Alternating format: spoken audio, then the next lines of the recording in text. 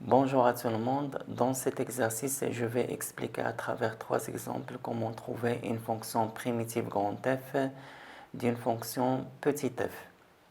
Alors la question c'est donner une fonction primitive grand F de la fonction petit f sur l'intervalle i dans chacun des cas suivants.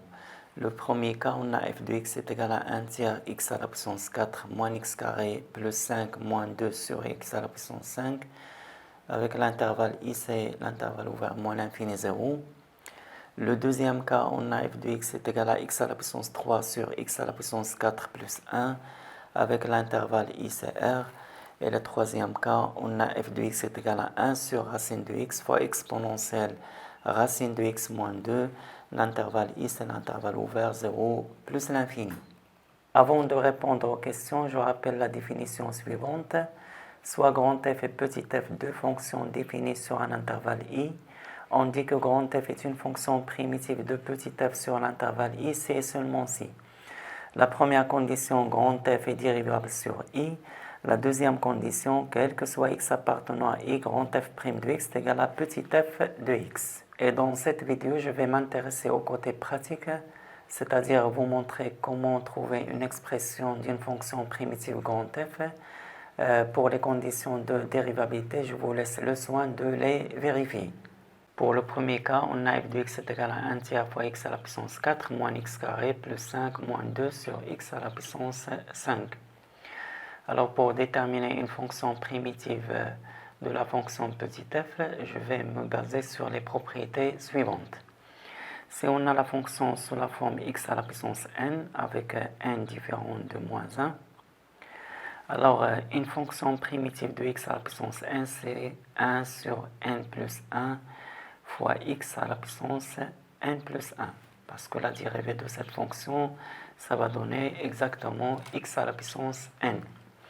Et si on a la fonction de la forme alpha fois x à la puissance n, avec alpha une constante, comme ici 1 tiers fois x à la puissance 4, alors fonction primitive, c'est alpha fois 1 sur n plus 1, x à la puissance n plus 1, toujours avec n différent de moins 1. Et on a un cas particulier, si la fonction est une constante a, sa fonction primitive c'est a fois x. Et pour ce cas-là, 2 sur x à la puissance 5, il se ramène à la forme alpha fois x à la puissance n. Parce que 2 sur x à la puissance 5, je peux l'écrire sous la forme 2 fois x à la puissance moins 5. Avec le n ici, c'est moins 5. D'abord, on peut écrire petit f de x sous la forme 1 tiers fois x à la puissance 4 moins x carré plus 5 moins 2 sur x à la puissance 5, c'est 2 fois x à la puissance moins 5.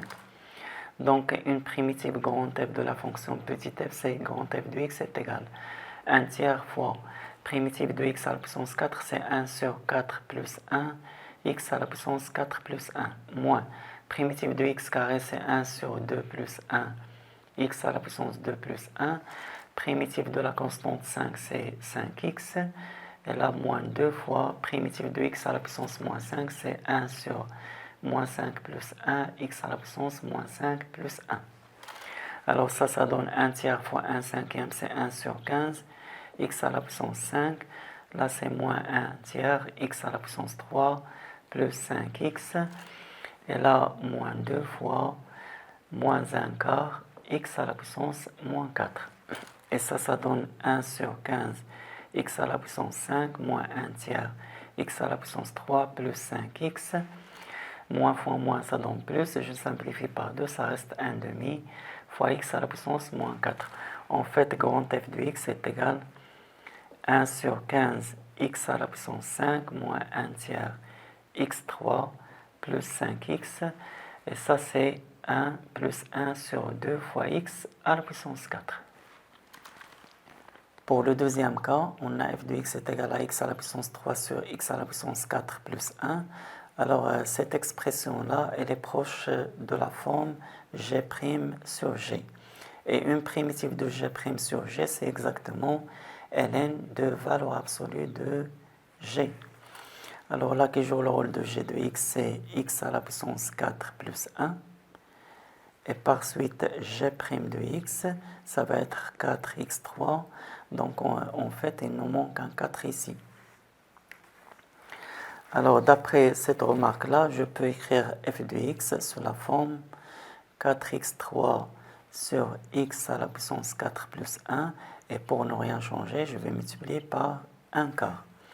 Et ça donne 1 quart fois 4x3, c'est la dérivée de x à la puissance 4 plus 1, divisé par x à la puissance 4 plus 1. Donc là, on a la forme g' sur g. Donc une primitive de la fonction petit f, ça va être 1 quart fois, et primitive de g' sur g, c'est nn de valeur absolue de g, c'est-à-dire valeur absolue de x à la puissance 4 plus 1. Et puisque x à la puissance 4 plus 1 est positif, donc grand f de x, ça va être 1 quart fois nn de x à la puissance 4 plus 1. Pour le troisième cas, on a f de x est égal à 1 sur racine de x fois exponentielle racine de x moins 2. Et cette expression-là, elle est proche de l'expression g' fois exponentielle g.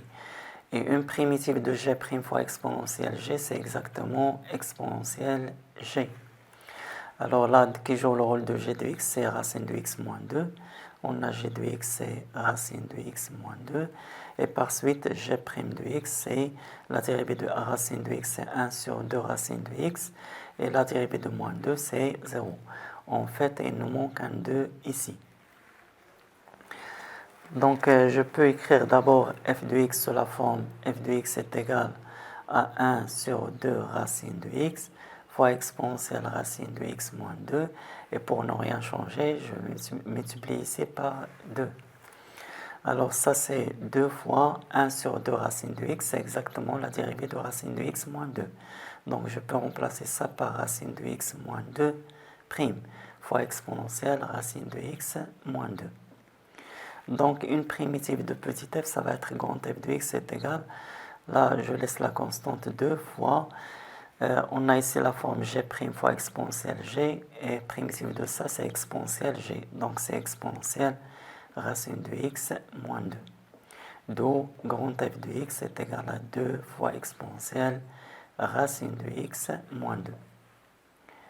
Eh bien, merci pour votre attention. À bientôt et à la prochaine.